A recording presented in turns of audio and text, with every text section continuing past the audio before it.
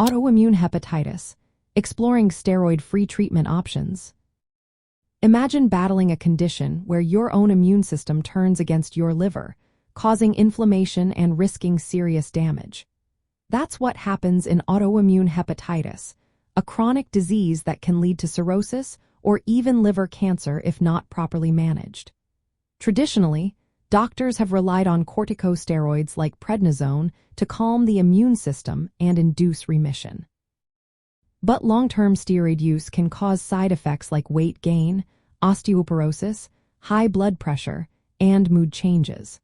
So, researchers and doctors are exploring options that might control the disease without relying solely on steroids.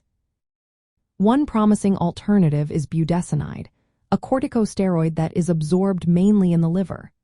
Because of this, it has fewer systemic side effects compared to prednisone.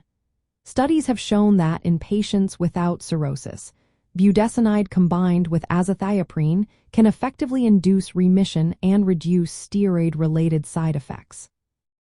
However, it's not suitable for patients with cirrhosis because the altered liver function can affect how the drug is processed, increasing the risk of side effects.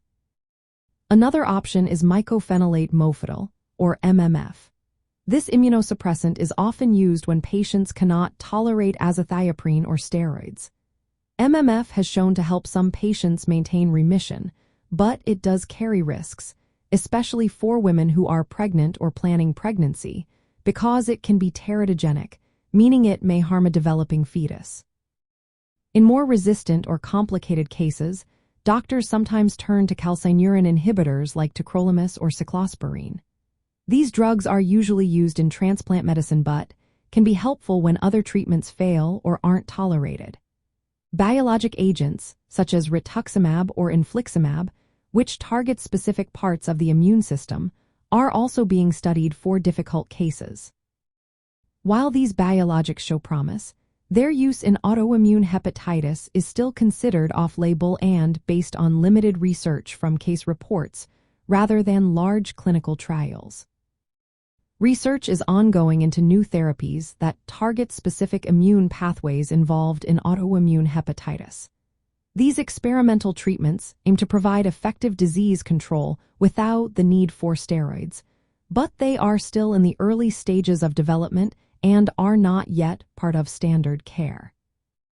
It's important to remember that steroid-free options are generally considered for patients who cannot tolerate steroids or have contraindications.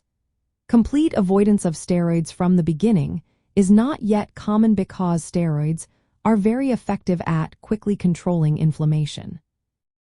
Most patients will need ongoing treatment to keep the disease in check and prevent relapse, which means that treatment plans should always be personalized by healthcare professionals based on the individual's disease severity and overall health. From a liver health perspective, achieving and maintaining remission is key to preventing progression to cirrhosis and reducing the risk of liver cancer. While steroids remain as a mainstay of treatment, these steroid-sparing options can be valuable for some patients, especially when side effects are a concern. Always consult with a hepatology specialist to determine the best approach for your specific situation.